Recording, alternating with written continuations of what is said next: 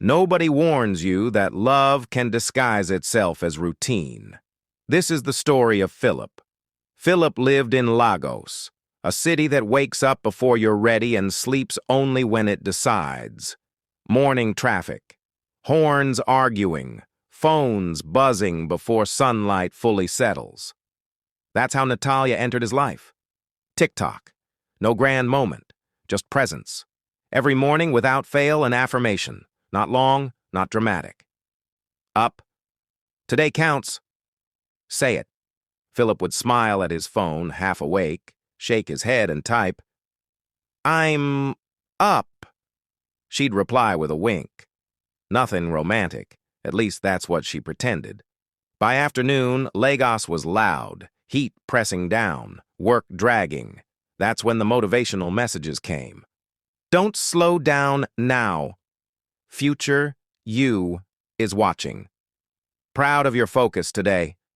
Sometimes she added just enough. You're different, you know. Philip would pause mid-task, reread it, laugh quietly. Don't start what you can't finish, he'd reply. She always dodged. Relax. Motivation only. But the timing was never accidental. She was fun, sharp, always moving. She talked about hustle like it was oxygen, about discipline like it was attractive, and somehow Philip started structuring his day around her rhythm. Morning affirmation, he moved faster. Afternoon message, he pushed harder. Evening silence, he waited. At night, Lagos softened, fans spinning, windows open, city breathing. Sometimes she sent voice notes. Not long, just enough. Calm voice, confident tone. Did you win today? Philip would lean back, stare at the ceiling, and answer honestly. She never said, "I miss you," but she reacted fast when he replied late. She never said, "I care," but she noticed when his energy dropped. She pretended not to see what was forming. Philip didn't pretend. He caught himself smiling before opening her messages. Caught himself rereading the ones with twice.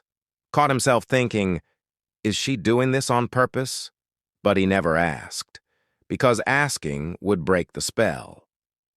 Weeks passed. The routine hardened. Then one afternoon, the message came late. Busy today? No wink, no tease. Philip felt it immediately. Not panic, not jealousy, displacement. The city felt heavier, work felt dull. That night the affirmation came, but it sounded distant. Same words, less weight. He replied slower. Didn't come naturally anymore. Days later, he noticed something else. She still sent affirmations, still motivated, still playful.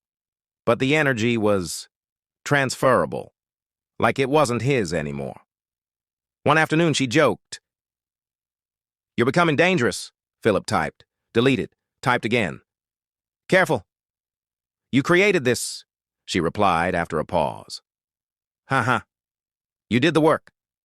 That sentence landed harder than silence, because suddenly it was clear. She wasn't building a connection, she was expressing a habit. The winks weren't invitations, they were personality. And Philip? He had mistaken consistency for intention. One morning, Lagos woke up noisy as ever. No affirmation. He checked again. Nothing. Afternoon came. Still nothing. Evening. A message finally arrived. Crazy day, hope you're good. No structure, just polite. Philip stared at the screen longer than he should have. And that's when he understood. He didn't miss her flirting. He missed who he was when someone was watching him become better. The affirmations stopped gradually, not abruptly. Life moved her forward. Momentum carried her elsewhere.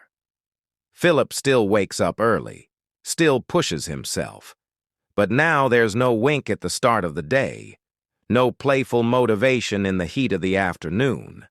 And Lagos keeps moving, because the city doesn't care who sparked your fire. It only reveals whether the fire survives when the spark walks away.